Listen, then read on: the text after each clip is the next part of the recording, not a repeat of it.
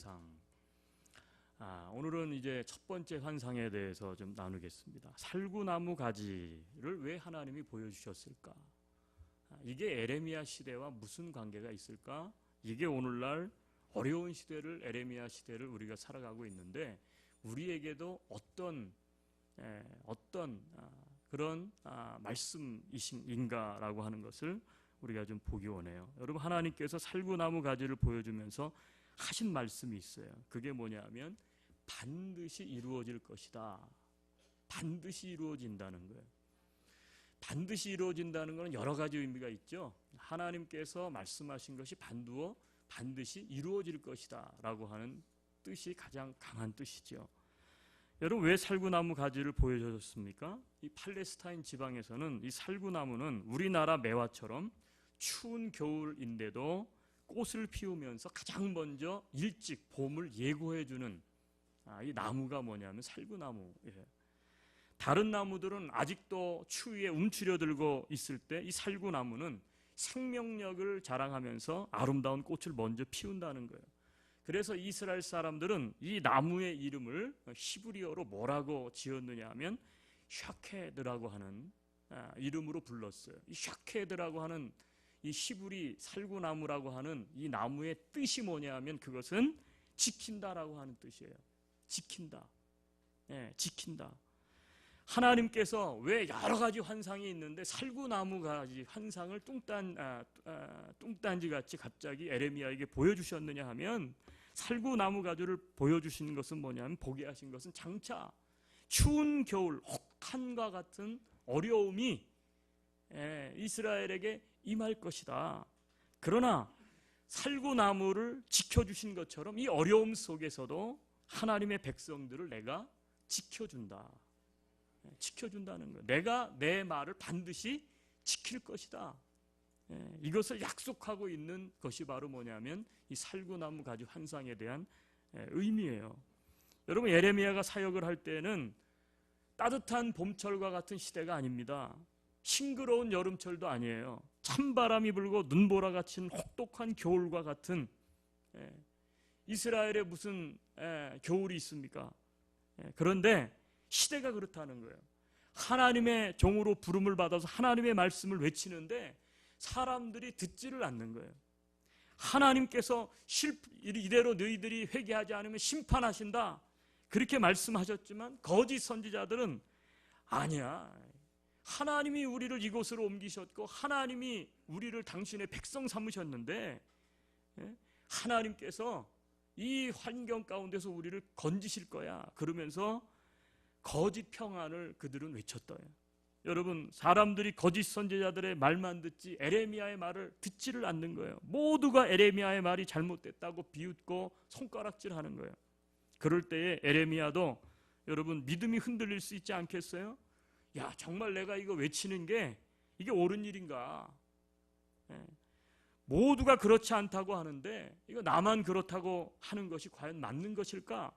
이런 의심이 들 수도 있었을 거예요. 그런데 하나님이 그 순간에 에레미야에게 살구나무 가지 환상을 보여주신 거예요.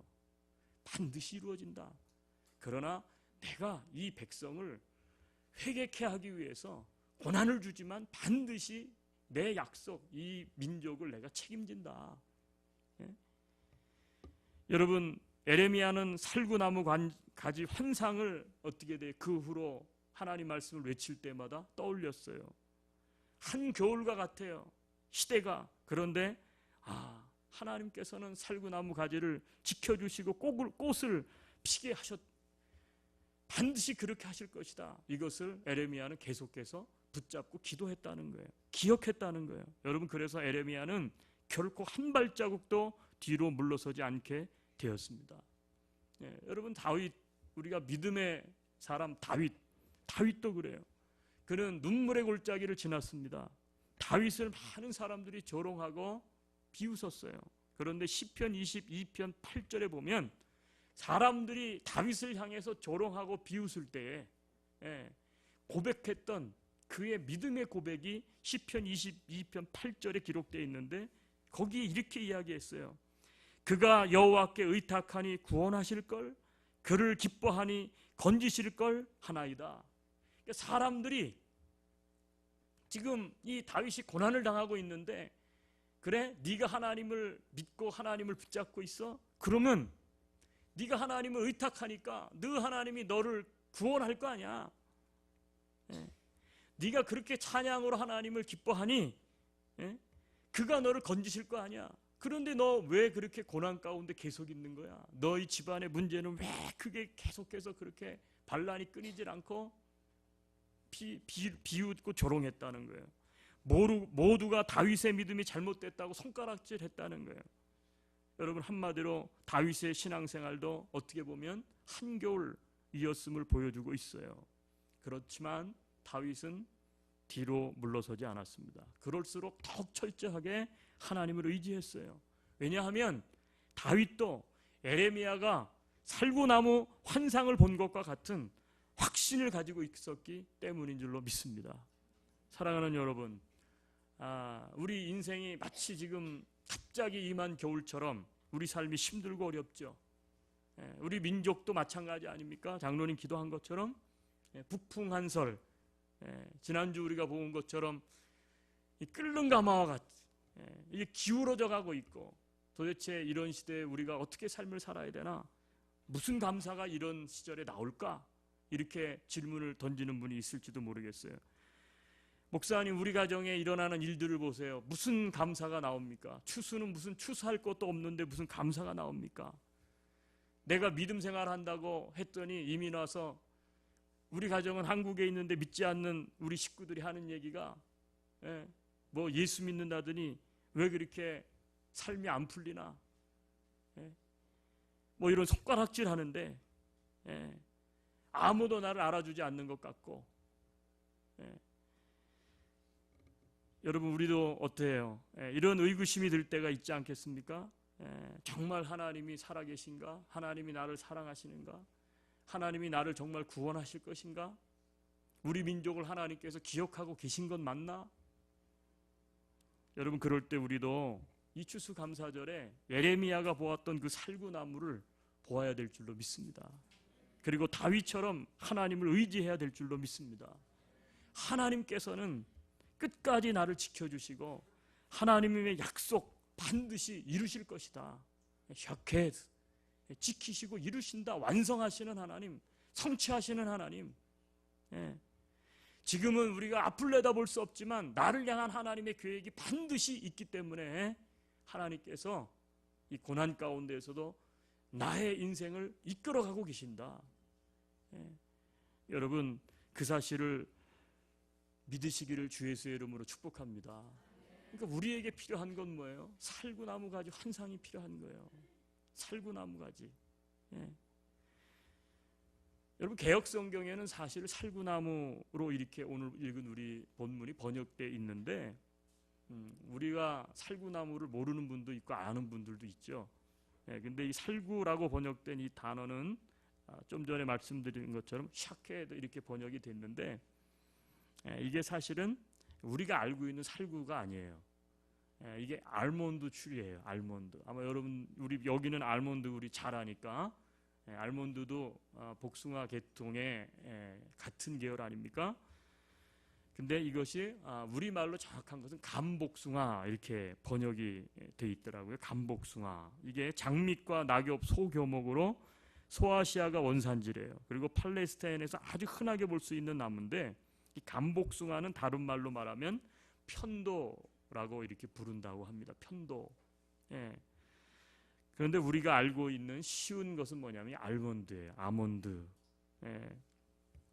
우리가 알고 있는 살구하고는 사실 전혀 다른데, 그 꽃 모양이나 특징이 살구와 비슷해서 아마 옛날에 성경을 번역하시는 분들이 아마 이게 살구나무하고 너무 비슷하다. 그래서 우리식으로 좀 이해하기 쉽게 살구나무로 그렇게 번역을 한 것 같아요. 그런데 이 어떻게 보면 이 샤케드라고 하는 이 알몬드 이 추리는 성경 여러 곳에 등장을 합니다. 대표적으로 여러분 생각나는 게 있어요? 살구나무? 오늘 성경 살구나무 말고 아마 여러분이 더 잘 알고 있는 굉장한 사건이 하나 있는데, 뭐가 있죠? 아론의 쌍난 지팡이. 예, 맞아요. 예, 제가 할 말이 없네. 예, 아론의 쌍난 지팡이 잘 아시죠? 예, 여러분 여기에도 이 살구나무는 의미가 있다고 생각합니다. 이스라엘 백성들은 에레미야가 살구나무 가지 환상을 보았을 때 이미 선지자 시대죠. 그러면 구약 그 이전으로 거슬러 올라가면 이 살구나무에 대한 뭔가 연관된 하나님과의 관계가 그들 속에 있어. 히스토리가. 저도 생각을 해봤어요. 살구나무 환상, 이게 하나님 반드시 약속을 지킨다, 백성을 보호하신다, 이끄신다. 근데 딱 떠오르는 게 뭐예요? 바로 아론의 쌍난 지팡이. 우리가 알고 있는 것처럼 아론과 모세가 지도자가 되어서 이스라엘 백성들을 애굽으로부터 이끌어냅니다. 그리고 광야에 있어요. 그리고 그들에게 비전을 제시해요. 자, 우리가 광야에 있는 이유, 애굽으로부터 하나님 우리를 이끌어내신 이유는 이 광야가 아니고 비전의 땅, 젖과 꿀이는 가나안 땅으로 하나님 우리를 이끄시기 위한 것이다. 그래서 열심히 이제 광야를 가고 있는데 이스라엘 백성들이 그리고 다른 지파들이 뭐예요? 믿지를 못하는 거예요. 왜 우리가 모세와 아론, 우리가 왜 모세와 아론 따라가야 되느냐? 사실은 하나님을 따라가는 것인데, 그러면서 어떻게 돼요? 왜 모세와 아론만 지도자고 우리는 지도자가 아니냐? 뭐 그러면서 분열이 되기 시작을 했어요. 그때 하나님께서 모세에게 명령했죠. 각 지파별로 지팡이를 하나씩 준비해라. 그리고 그 지파의 수장의 이름을 거기다 기록해라. 그래가지고 그걸 모아가지고 우리가 잘 알고 있는 성막안 증거궤 앞에 놓게 합니다. 주님께서 선택한 사람의 지팡이에만 어떻게 돼요? 싹이 돋아나게 하셨는데 아론의 지팡이에서 싹이 나오고 꽃이 피고 거기에 편도 열매가 열렸죠. 여러분, 아론의 지팡이는 사실은 살아있는 나무가 아니지 않습니까? 죽은 나무 토막이요. 죽은 나무 토막. 죽은 나무예요. 그런데 밤새 이 죽은 나무 토막에서 뭐가 됐어요? 싹이 난 거예요. 메마른 나뭇가지에서 꽃이 피었고 피었을 뿐만 아니라 거기에 편도나무 열매가 열렸어요. 여러분, 이것은 무엇을 의미하는 사건이었습니까? 하나님께서 선택한 백성들을 보호하고 지켜주신다는 것이죠. 그러면서 이 아론의 쌍난 지팡이를 통해서 이스라엘 백성들에게 하나님께서 말씀하고 계셨던 것이 있는 거예요. 바로 살구나무 똑같은 것이죠. 너희들을 내가 이끌어 간다는 거예요. 아론도 내가 세웠다는 거예요. 모세도 내가 세웠다는 거예요. 마찬가지로 너희들도 다 내가 이끌고 있다. 순종하면 모든 것이 내 계획 안에 있기 때문에 지금은 광야에 있어서 너희들의 삶이 죽은 것 같고 메마르고 각박한 것 같고 그렇지 않아요. 앞이 보이지 않는 것 같지만 너희들이 이 불가능한 나무 토막에서 꽃이 피고 열매를 맺고 이거를 본 것처럼 내가 반드시 꽃이 피고 열매 맺는 그곳으로 너희들을 인도하겠다. 하나님께서 이 아론의 쌍난 지팡이를 통해서 보여주신 줄로 믿습니다. 그러니까 우리가 이 어려운 시대를 살아가면서 그리스도인들이 붙잡아야 될 게 뭘까요? 무슨 어떤 나라를 의지해야 됩니까? 우리가 북한처럼 무슨 핵을 붙잡아야 되겠어요?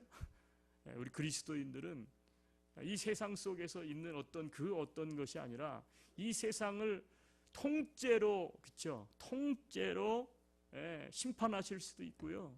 이 세상을 운영해 가지고 계시는, 우리 눈에는 보이지 않지만 이 세상을 주관하고 계시는 그 하나님의 경륜, 하나님의 계획을 우리는 붙잡아야 될 줄로 믿습니다. 근데 그 하나님이 반드시 택한 당신의 백성들을 어떻게 돼요? 보호하고 지켜주시는 거예요. 지켜주시는 거예요. 여러분, 살구나무, 아까도 제가 언급했던 것처럼 겨울이 지나고 1월 하순경이 되면 가장 먼저 꽃이 피는 나무예요. 그래서 어떻게 보면 이게 상징하는 게 뭐냐면 부활의 생명, 또 새 생명에 대한 상징으로 오늘 우리가 읽은 이 알몬드 트리 또 혹은 살구나무가 사용되었다 그래요. 팔레스타인 지방에서 가장 먼저 봄을 알리는 꽃, 그게 살구꽃이에요. 그래서 그것을 부활의 생명을 예표하는 것으로 그렇게 기독교에서는 그거를 이제 상징으로 받아들였어요. 그래서 한 가지 우리가 좀 알아야 될 건 뭐냐면 이 편도나무 가지는 그래서 예수님의 동정녀 탄생을 나타내는 상징으로도 사용됐다 그럽니다.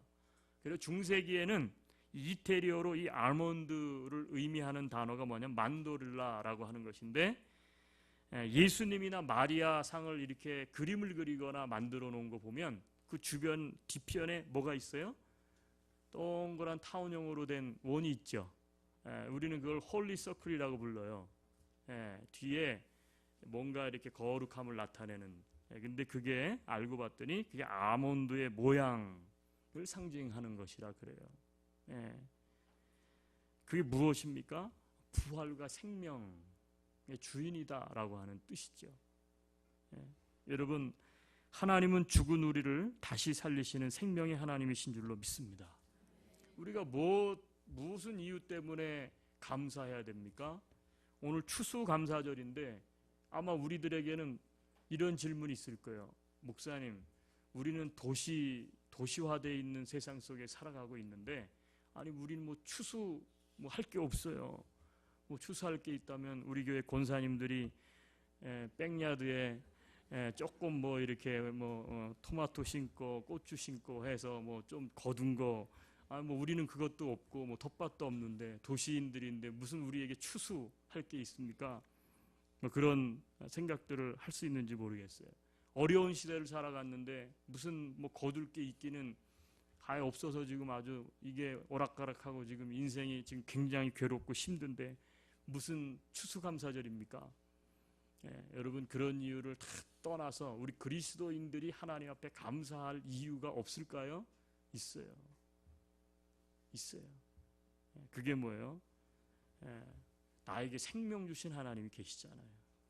나를 구원하신 하나님이 계시고요.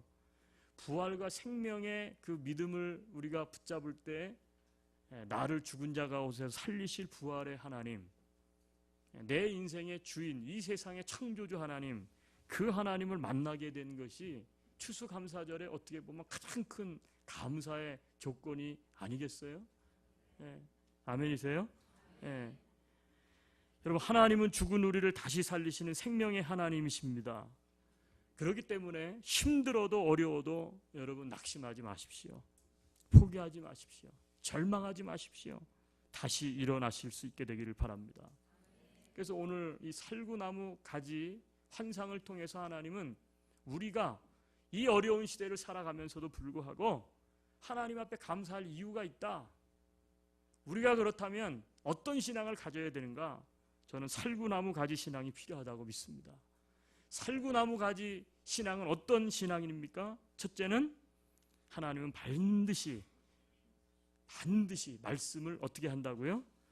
지키신다, 이루신다는 거예요. 두 번째는요, 하나님이 보호하고 지켜주신다라는 거예요. 세 번째는 하나님은 부활과 생명의 하나님이시기 때문에 우리가 절망하지 말고 다시 어떻게 돼요? 일어날 수 있는 근거가 되셔요. 우리에게 힘을 주세요. 그러니까 어렵고 힘들어도 포기하지 마시고 절망하지 마시고, 오늘 우리가 이 어려운 시대 속에서도, 조국의 어떻게 보면 풍전등화 같은 어려운 시기 속에서도 우리가 살구나무 가지를 좀 볼 수 있다면, 좀 붙든다면 우리는 오늘도 찬양할 수 있고 감사할 수 있는 줄로 믿습니다.